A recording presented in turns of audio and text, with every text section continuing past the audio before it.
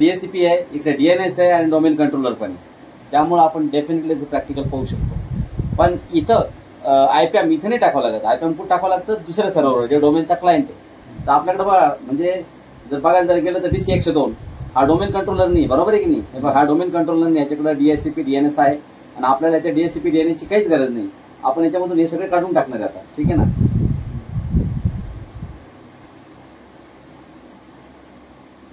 काढला DHCP, काढला DNS, secondary DNS होतं तिथं आपण बनवलं होतं. त्याचबरोबर काढला रिमोट ऍक्सेस, काढला वेब सर्व्हर. इथं काहीच ठेवलं नाही आपण. आपल्याला फक्त इथं IPM टाकायचं बस. ग्रुप पॉलिसी काय ठेवत दादा?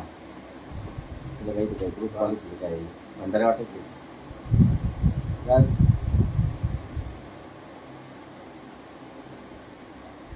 हे फक्त डोमेनचं क्लायंट बनवलंय आणि याच्यावर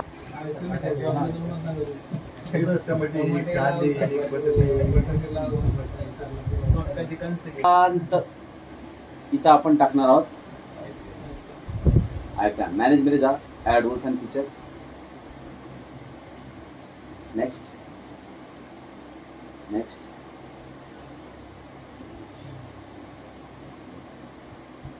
आणि हा टोल नाही, हा फीचर आहे, ठीक आहे ना? IPM is a feature. बघा, ह्या ठिकाणी तुम्ही जर इथं जर आले तर तुम्हाला दिसेल IP address management. IP address IPM टाका. नेक्स्ट.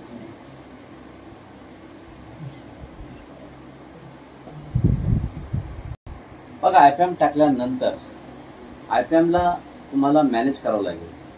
IPM ला मॅनेज कसं करतात हे बघण्यासाठी तुम्ही एक काम करा.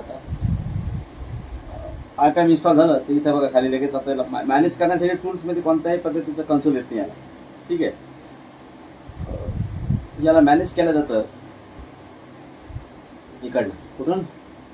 IPM. इथं क्लिक करा. इथे क्लिक केल्यानंतर बघा कनेक्ट टू IPM सर्व्हर. सध्या बाय डिफॉल्ट कनेक्टेड बघा. DC 102 हा आपला IPM सर्व्हर आहे, आपण कनेक्टेड. त्याच्यानंतर provision the IPM server. IPM server provision करा. Yes. DHCP server, DNS, network policy server आणि ऍक्टिव्ह डोमेन कंट्रोलर यांना तो मॅनेज करतो. नेक्स्ट. मग तुम्हाला डेटाबेस कोणता वापरायचा यासाठी तुम्ही सांगा. म्हणजे फुकटची मुर्गी आहे आणि ₹1 मसाला लावायचा, परवडेल का? ते SQL सर्व्हर कोण घेणार आहे, बरोबर आहे की नाही? SQL सर्व्हर तुमच्या कंपनीत असेल तर गुड, नो प्रॉब्लेम. पण SQL सेपरेट विकत नाही होत कोणी, बरोबर आहे की नाही? त्यामुळे आपण विंडोज इंटरनल डेटाबेस वापरू. WID विंडोजमध्ये इंटरनल डेटाबेस असतो. SQL सर्व्हरचा पोर्ट नंबर असतो 1433. पण SQL वापरायचंच नाही आपल्याला. तर तुमचं प्रोव्हिजन मेथड कसं पाहिजे? ग्रुप पॉलिसी बेस्ड प्रोव्हिजन करायचं तुम्हाला का मॅन्युअल? तर ग्रुप पॉलिसी बेस्ड सगळ्यात बेस्ट प्रोव्हिजन आहे. तर आपण याला ग्रुप पॉलिसीमध्ये GPO कोणता बनला पाहिजे? तर GPO बनला पाहिजे IPM GPO या नावानं ग्रुप पॉलिसी बनली पाहिजे. IPM GPO and apply.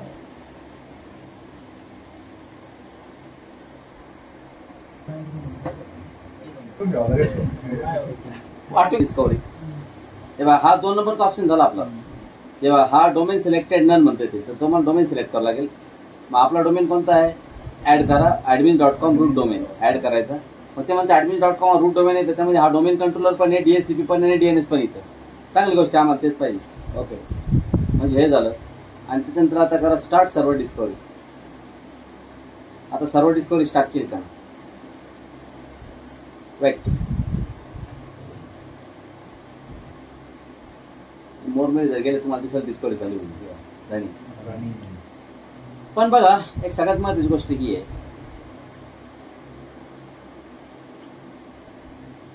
Group policy बनली नसेल अजून. ग्रुप पॉलिसी असं ऍक्च्युली बनत नाही.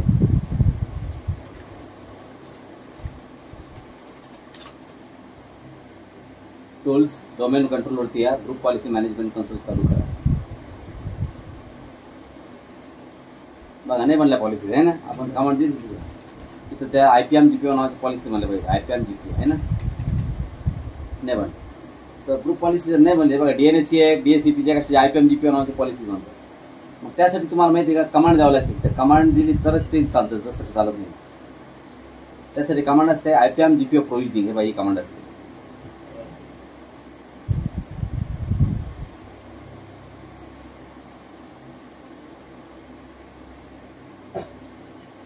Invoke IPAM GPO provisioning domain GPO prefix name command द्यावं लागतं.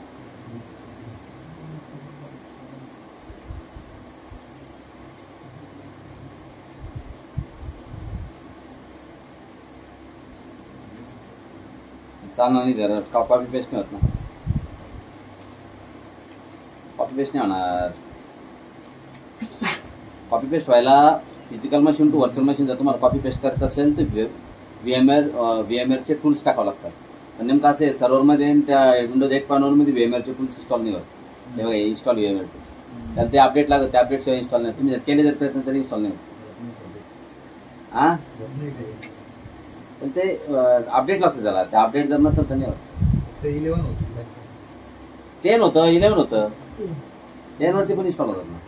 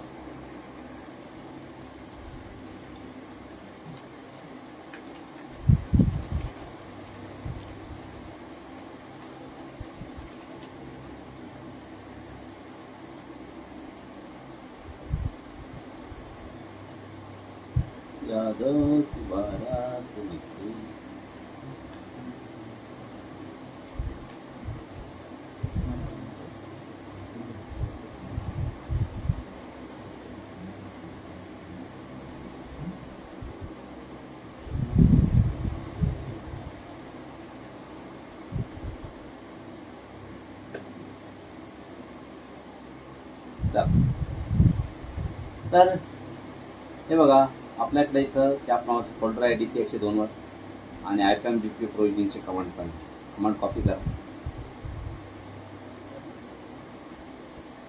आणि ही कमांड द्यायची कुठून असते बघा. ही कमांड द्यायची असते तुम्हाला पॉवर शेल. इथे पॉवर शेल इथं हे सिम्बॉल हे Windows power shell. Windows power शेलवर क्लिक करा.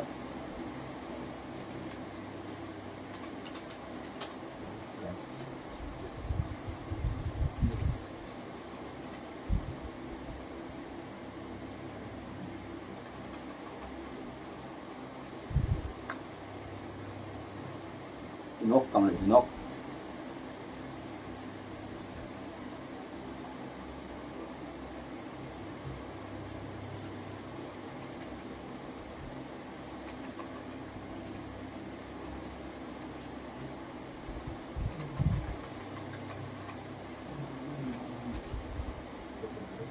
बरोबर ठीक आहे. ती कमांड द्या invoke IPAM GPO provisioning command आहे बघा. त्या कमांडमध्ये कसं आहे आता बघा आपल्याला काय आहे नेमकं तुम्ही ध्यानात ठेवा काय काय चेंजेस करायचे या कमांडमध्ये. इथं जिथं डोमेनचं नाव आहे आता बघा पहिल्यापासून सुरुवात करू आपण इथून राईट.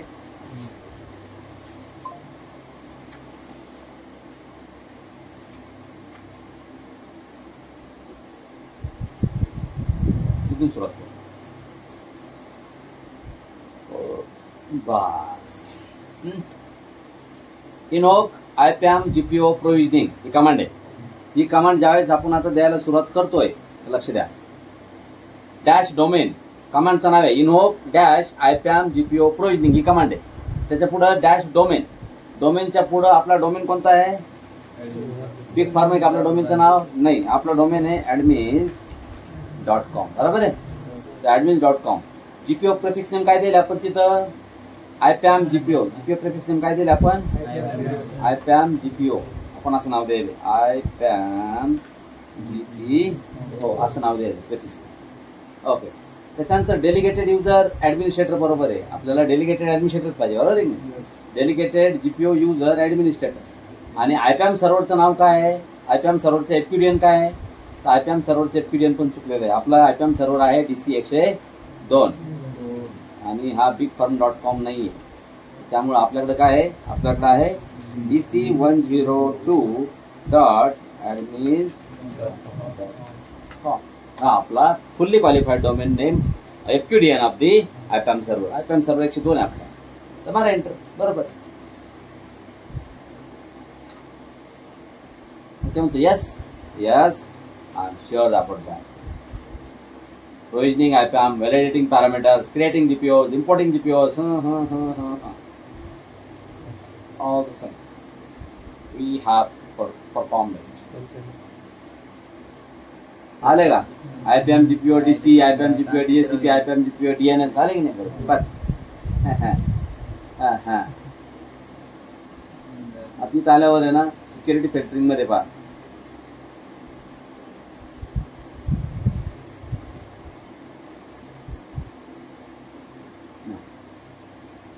तर बंद करा आणि त्यानंतर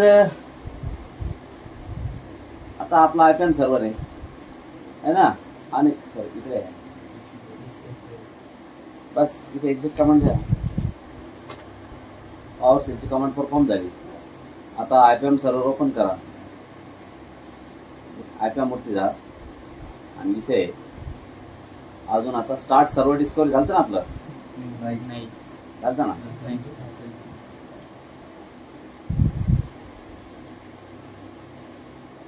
त्यानंतर select or add servers to manage and verify IPM access. इथे या. इथं ब्लॉक ऍक्सेस आहे. कसा ऍक्सेस आहे, याला डबल क्लिक करा. याला डबल क्लिक करा. याला डबल क्लिक करू नका. याला राईट क्लिक करून एडिट करा. ठीक आहे ना.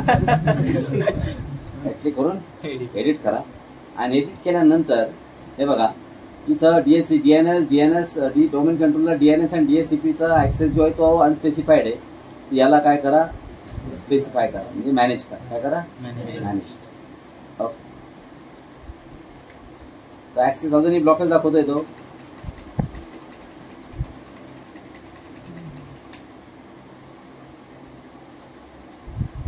असं तर व्हायला पाहिजे. आणि retrieve data from manage servers. Manage सर्व्हरवरून डेटा रिट्रीव्ह करा. असं करा आपण.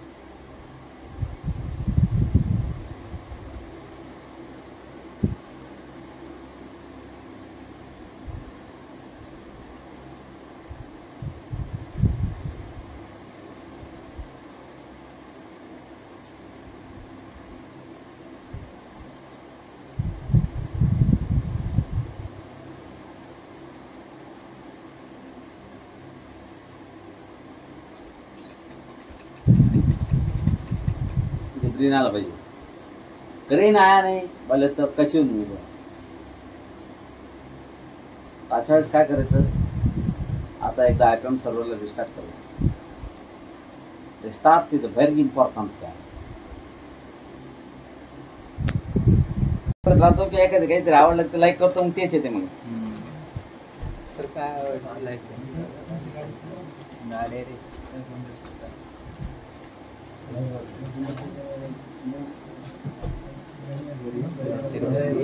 पावसान आहे का.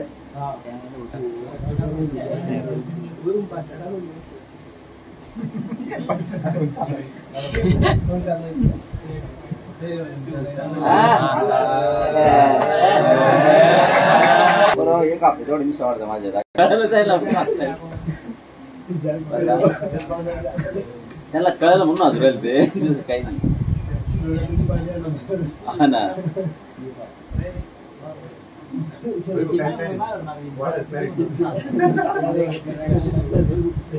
बघा लक्ष द्या. आता स्टेटस हा अनब्लॉक्ड आहे. अनब्लॉकचं म्हणजे ग्रीन झाला म्हणजे unblock.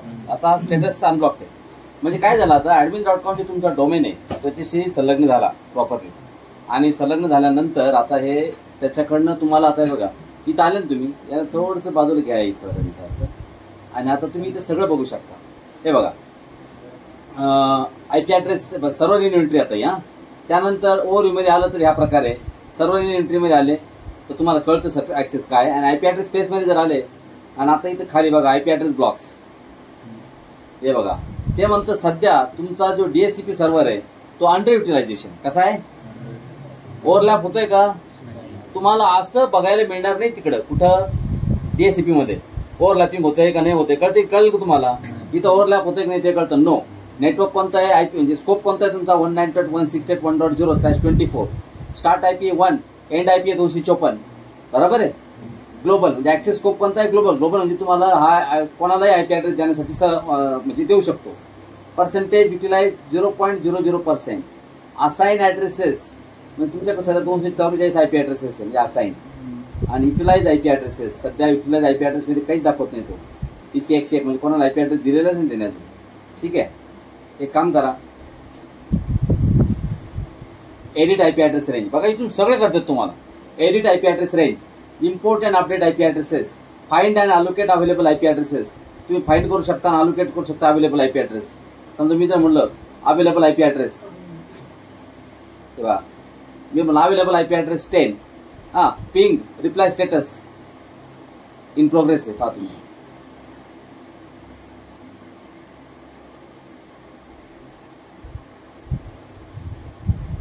No reply in progress. पण समजा आपण जर एखादं सिस्टीम इथे चालू जर केलं, आता बघा लक्ष द्या,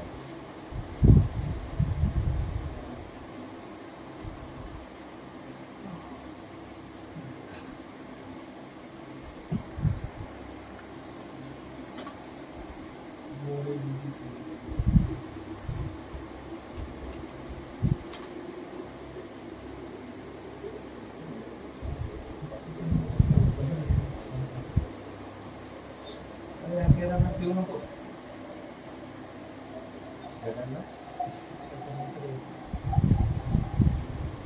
तो नको म्हणून राहिला, तो वाजून राहील त्यात तशी, पण तो नको म्हणून राहिला. हे बघा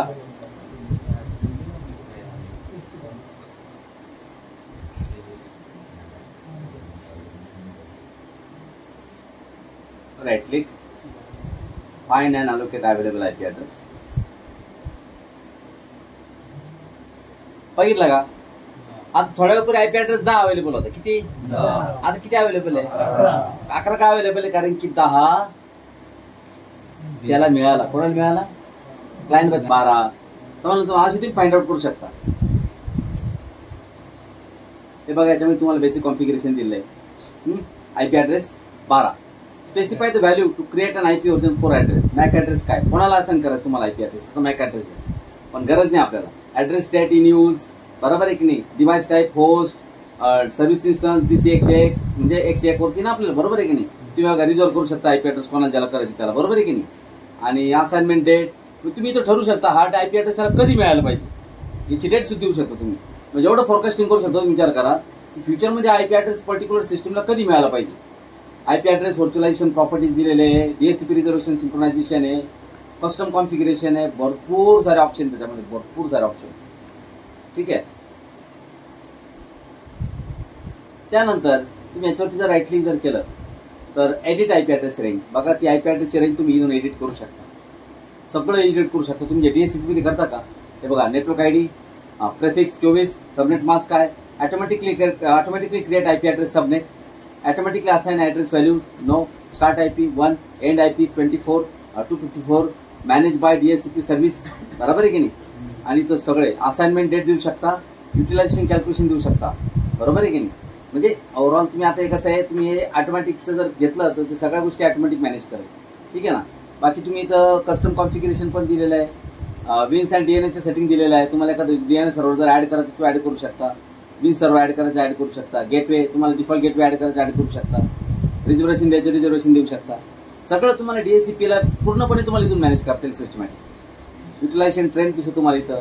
तुमचा IP ॲड्रेस आतापर्यंत कोणकोणत्या वारी कोणकोण बघा, 1 डे 7 डे 1 मंथ. मग तुम्हाला जर 7 दिवसापूर्वीचं जर हे बघायचं असेल तर 1 दिवसाचं बघायचं असेल तर 1 दिवसाचं बघू शकता. ठीक आहे ना. इन्फ्लेशन ट्रेंड किती आहे किती नाही हे सगळं दिसतं. इव्हेंट कॅटलॉग दिसतो, कोणाकोणाला आयपी ॲड्रेस मिळाले असेल कोणाकोणाला नाही. बरोबर आहे की नाही. हे इव्हेंट मधून जनरेट होतं. आयपी ॲड्रेसची इन्व्हेंटरी आहे, आलेली नाही अजून. रेंज ग्रुप तोच आहे आपल्याला जो आता दाखवला तो सेम. त्याच्यानंतर डीएसीपी स्कोप, हे बघ हा डीएसीपी स्कोप आहे, त्याचं नाव आहे सबनेट 1. बरोबर आहे की नाही. रीच ड्युरेशन आहे किती 8 days है ना. पर्सेंटेज यूज आता 0.00% दाखवत आहे. पर्सेंटेज काही नाही दाखवायला पाहिजे होतं ना. का एक आयपी ॲड्रेस दिला गेला आहे ते काय अजून पूर्णपणे येणंच झालं असं विषय. रनिंग आहे सर्व्हर अवेलेबिलिटी. ऑप्शन्स याचं खाली सगळं करतो. स्कोपच्या प्रॉपर्टीज काय काय स्कोपच्या प्रॉपर्टीज आहे, ऑप्शन्स आहे. ठीक आहे. म्हणजे आपण ऑप्शन्समध्ये काय काय दिलं, डीएनएस सर्व्हर, डोमेन नेम आणि विन सर्व्हर आहे ना, हे 3 सेटिंग दिले आहे. पब्लिक आयपी ॲड्रेसचा आपल्याकडे कोणताही स्कोप नाही आहे. प्रायव्हेट आयपी ॲड्रेसचा स्कोप आहे आपल्याकडे आहे ना. पब्लिक आयपी थोडी वाटतो आपण आपल्या डीएससीपी. डीएनएस डीएससीपी सर्व्हर्स हे दाखवतोय. तुमचा डीएनएस सर्व्हर जो आहे हा 101 आहे. डीएससीपी सर्व्हर पण काय 101 आहे. डीएनएस मध्ये कोणकोणते झोन्स आहे हे डीएनएस मध्ये झोन दाखवतो. admin.com झोन आहे. झोनमध्ये स्टेटसमध्ये एरर दाखवते थोडंफार. बरोबर आहे की झोनमध्ये काय थोडासा एरर आहे. डीएनएस सर्व्हरला जर राईट क्लिक केलं तर त्याचा डेटा रिट्रीव्ह करू शकता. त्याचबरोबर तुमचं जे MMC कन्सोल लॉन्च करू शकता. मग तुमच्या डीएनएसचा कन्सोल डायरेक्ट ओपन होतो. बरोबर आहे की ओव्हरऑल काय याच्यामध्ये दुसरं काही नाही. बघा तुम्हाला कोणता सर्व्हर मॅनेज करायचा तुम्ही ठरवू शकता. तुम्हाला जो पण सर्व्हर मॅनेज करायचा तो तुम्ही इथून मॅनेज करू शकता. ओके. आणि दोन्ही सर्व्हर तुम्ही एका ठिकाणी येऊन मॅनेज करू शकता. एवढंच नाही, तुम्ही डीएनएस झोन मॉनिटरिंग करू शकता. इथं डीएनएस झोन आहे तर बघा तुमच्या झोनला सध्या एरर देतोय काहीतरी. ठीक आहे. रिसेट झोन स्टेटस बघू तरी काय म्हणतो. काहीतरी एरर 100% काहीतरी एरर आहे.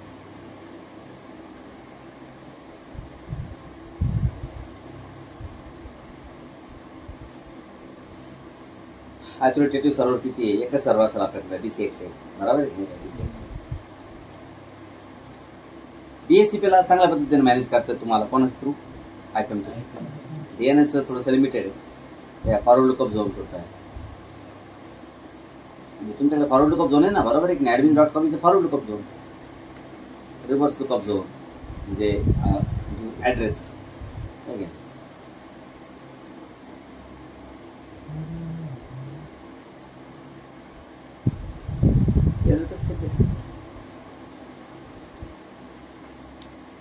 काय कोण जाळेल बरोबर.